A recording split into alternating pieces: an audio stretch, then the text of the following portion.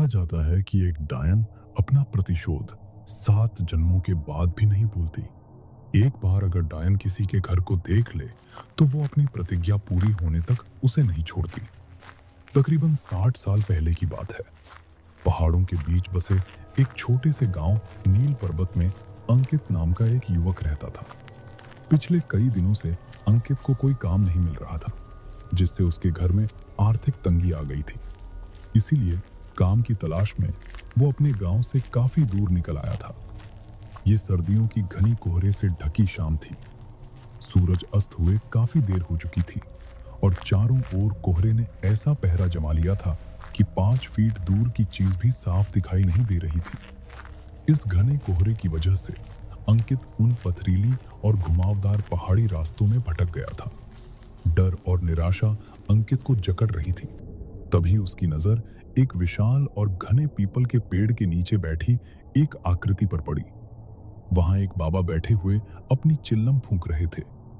उस रात की साए साए करती भयानक खामोशी में किसी इंसान को देखकर अंकित की कुछ हिम्मत बंधी।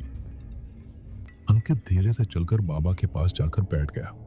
बाबा ने अपनी सुर्ख जलती हुई आंखों से अंकित की ओर देखा और पूछा, कहाँ वीरानों में भटक रहा है बच्चा? इधर का तो नहीं लगता। अंकित ने कांपते हुए जवाब दिया, मैं 7 कोस दूर नील पर्वत गांव से काम की तलाश में निकला था। लौटते हुए अंधेरा हो गया और रास्ता भी भटक गया। डर और घबराहट से मेरा दिमाग काम नहीं कर रहा। बाबा ने चेतावनी देते हुए कहा, पहाड़ों में ऐसे दिन ढले वीरान रास्तों पर निकलना ठीक नहीं होता। तू ये जो नहर के साथ वाली पगडंडी है उसे पकड़कर निकल जा। आगे एक गांव पड़ेगा, वहां जाकर मदद मांग लेना। और हाँ, अब रास्ते में रुककर इधर उधर मत देखना। हड्डियों को गला देने वाली कंपकंपाती ठंड में भी बाबा के चेहरे पर ठंड का कोई असर नहीं था। उनकी वेशभूषा अंकित को बहुत रहस्यमय लगी। बाबा ने अंकित के कांपते शरीर को देखकर फिर कहा, बेटा, जितना जल्दी हो सके उतना जल्दी यहां से निकल जाओ, नहीं तो ठंड में जम जाओगे और तुम्हारे साथ कुछ भी हो सकता है। ये जगह ठीक नहीं, यहां से जल्दी निकल जाओ। अंकित पहले से ही बहुत घबराया हुआ था और बाबा की ये सब बातें सुनकर वो और भी घबरा गया। बाबा फिर से सिर झुकाकर अपनी चिल्लम फूंकने में व्यस्त हो गए। अंकित कुछ पल वहीं खड़ा रहा और फिर चुपचाप बाबा के बताए रास्ते पर आगे बढ़ने लगा। जैसे जैसे अंकित आगे बढ़ रहा था, पास के घने जंगल से आती जंगली जानवरों की आवाज से उसका डर और बढ़ रहा था। अचानक उसे अपने पीछे किसी के कदमों की आहट सुनाई पड़ने लगी। इतने सुनसान रास्ते में अचानक कौन मेरे पीछे चल रहा है? बाबा ने कहा था मुझे पीछे मुड़कर नहीं देखना है। अंकित अभी कुछ समझ ही पाता कि उसे अपना नाम सुनाई दिया। आवाज वही थी जो कुछ देर पहले पीपल के पेड़ के नीचे से आई थी। अंकित, अंकित, इतनी जल्दी मेरी आवाज भूल गए? अपना नाम सुनकर अंकित ने डरकर पीछे मुड़कर देखा। उसे अपने ठीक पीछे वही बाबा दिखाई दिए। अंकित ने हैरानी से सोचा, बाबा ने इतनी दूरी कुछ ही पलों में कैसे तय कर ली? बाबा मुस्कुराए, आओ, मैं तुम्हें ये रास्ता पार करा देता हूं। तुम्हें डर लग रहा था ना? बोलो, कहां तक जाओगे? बाबा की अचानक मौजूदगी और उनका अंकित का डर जान लेना उसकी घबराहट बढ़ा रहा था। लेकिन बाबा की चेतावनी याद करके वो चुप रहा। लगता है तुझे मेरी मदद की जरूरत नहीं है। अंकित जल्दी से बोला, नहीं, ऐसी बात नहीं है। बस मेरा कोई ठिकाना नहीं बाबा। काम की तलाश में निकला था। रात में किसी गांव में डेरा लगा लूंगा, सुबह फिर काम ढूंढूंगा। बाबा ने अपनी लंबी उंगली से एक और इशारा किया। इस रास्ते से दाएं घूम जाना, आगे एक जंगल दिखाई देगा। उसके पार एक बूढ़ी औरत रहती है जिसका नाम बुंदी बुआ है। वो किसी विश्वास के आदमी को ढूंढ रही है जो उसके बंगले की मरम्मत कर दे। बदले में तुम्हें अच्छी रकम दे देगी। बाबा की ये बातें सुनकर अंकित की आंखों में चमक आ गई। बाबा ने उसे चेतावनी देते हुए कहा, लेकिन उसकी एक शर्त है, बस अपने काम से काम रखना होगा। घर में किसी सामान को हाथ नहीं लगाना है और बुंदी बुआ से कोई सवाल भी नहीं करना है। एक और बात का ख्याल रखना, बुंदी बुआ के पीछे जाने की गलती कभी ना करना। अंकित ने खुशी से कहा। मुझे बस काम मिल जाए, इसके अलावा मुझे उस बूढ़ी औरत से कोई मतलब नहीं। आपका बहुत बहुत धन्यवाद बाबा। अंकित ने बाबा से पूछा, लेकिन इतनी रात में क्या वहां जाना सही रहेगा? तुम जाओ, वो बुढ़िया रातों को सोती नहीं है, तुम्हें वो तुम्हारा इंतजार करती मिलेगी। काम के लालच में अंकित बाबा के बताए सुनसान रास्ते की ओर मुड़ गया।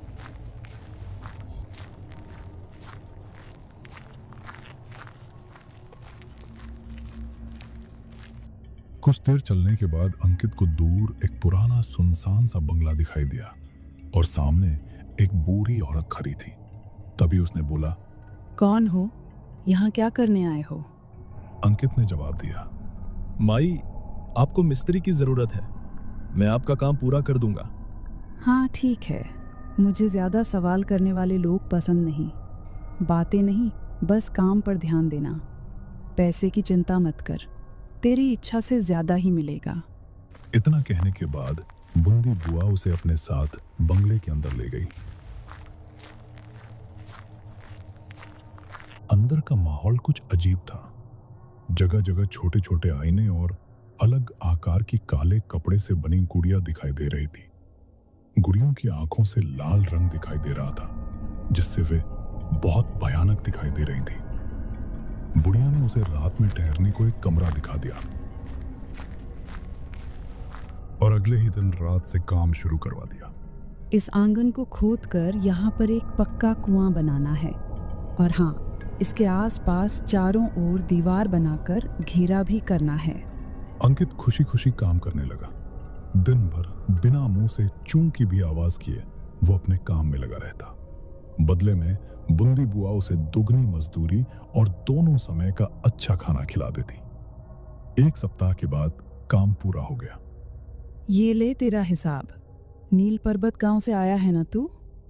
हाँ, नील पर्वत से ही आया हूं, लेकिन आपको कैसे पता? अंकित के मुंह से सवाल निकल गया। अंकित की बात सुनकर बूंदी बुआ ने गुस्से से उसकी ओर देखा। उसकी आंखें क्षण भर के लिए और भी ज्यादा सुर्ख हो गई। बोला था ना, कोई सवाल नहीं। अंकित डर से कांप गया और तुरंत माफी मांगी। सुन, मेरा एक काम करेगा? तेरे गांव में एक आदमी रहता है, बलराम सिंह, मेरा दूर का रिश्तेदार है। उस तक कुछ सामान पहुंचाना है तुझे। इस काम के बदले मैं थोड़े पैसे और दे दूंगी। अंकित कुछ और पैसे मिलने के लालच में खुशी खुशी बूंदी बुआ का सामान पड़ोसी गांव तक पहुंचाने को तैयार हो जाता है। बूंदी बुआ ने एक पोटली बांधकर उसे थमाई और कुछ पैसे देकर विदा कर दिया।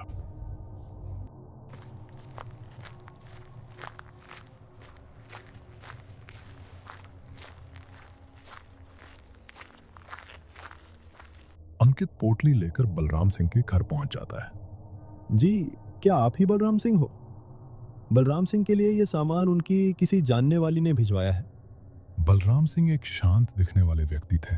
उन्होंने पोटली को गौर से देखा। कहाँ से आए हो? किसने भिजवाया है? मुझे ज्यादा जानकारी नहीं है। मैं तो 7 कोस दूर काम करने गया था। वहीं एक बुढ़िया मिली जिसने ये सामान आपको देने के लिए कहा। बलराम सिंह हैरानी से वो पोटली खोलकर देखते हैं तो उनकी चीख निकल जाती है। उनके चेहरे का रंग उड़ गया। तुरंत ही वो उस पोटली को वापस कसकर बांधते हैं और उसे अंकित को वापस पकड़ा देते हैं। इसे तुरंत वापस देकर आओ। ये मेरा सामान नहीं है, और खबरदार अगर आज के बाद यहां दिखाई दिया, मुझसे बुरा कोई नहीं होगा। बलराम सिंह को गुस्से और डर से भरा देखकर अंकित पोटली लेकर अपने घर आ जाता है। घर आकर अंकित ने अपनी पत्नी ऊर्जा को सारा हाल बताया। आजकल किसी के साथ भलाई करने का जमाना ही नहीं रहा। 7 कोस दूर से मैं ये पोटली ढोकर लेकर आया और यहाँ आकर उस बूढ़े ने सामान लेने से इनकार कर दिया। ऊर्जा, उसकी पत्नी, ने कहा, अरे छोड़िए ना, आपको क्या जरूरत है वहां जाने की? इसमें जो भी सामान है उसे हम रख लेते हैं। पागल मत बन, हमें इसे खोलने की भी जरूरत नहीं है। जो अपना नहीं वो मिट्टी। लेकिन अंकित की पत्नी ऊर्जा को उत्सुकता थी, इसलिए रात को अंकित के सोने के बाद चुपके से पोटली खोल देती है। पोटली देखकर उसके पैरों के नीचे से जमीन निकल गई। इस पोटली में तो बड़ा ही अजीब सा जादू टोने का सामान रखा हुआ था। छोटे छोटे बाल, कुछ हड्डियां और एक काली गुड़िया जिस पर लाल सिंदूर लगा था। हे भगवान, कहीं इसीलिए तो उस बूढ़े ने ये सामान इनसे वापस करने को तो नहीं कहा था।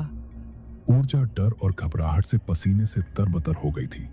उसने तुरंत पोटली को वापस कसकर बांधा और वो भी सोने चली गई।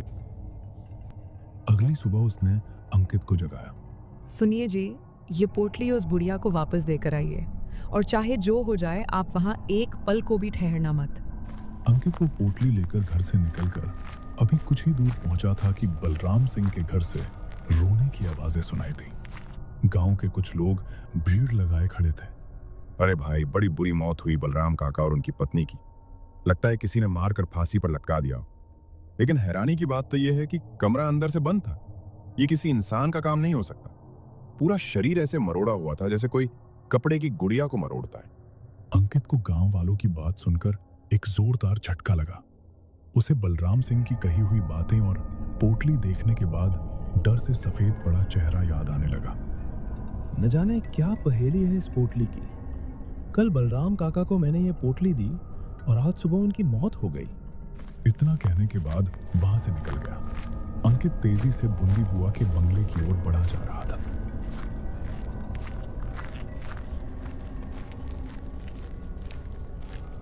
आज जब वो बंगले के सामने पहुंचा तो पाया दरवाजे पर एक ताला लटक रहा है और बंगला भी उसे कुछ ज्यादा ही सुनसान सा नजर आया।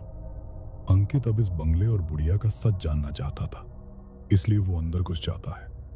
अंदर का नजारा देखकर उसकी आंखें आश्चर्य से फैल गईं। बुंदी बुआ के कमरे में उन पुरानी काली गुड़ियों के साथ 3 नई काली गुड़िया लटकी हुई थी और उनमें से एक गुड़िया के कपड़े उसे कुछ जाने पहचाने नजर आ रहे थे। वे हूबहू उसकी पत्नी ऊर्जा के कपड़ों जैसे थे। अंकित घबराकर उस बंगले से निकलकर बाहर सड़क की ओर आ जाता है। वहां से गुजर रहे एक ग्रामीण से उसने पूछा, भाई, कुछ पता है ये बुढ़िया कब तक लौट कर आएगी?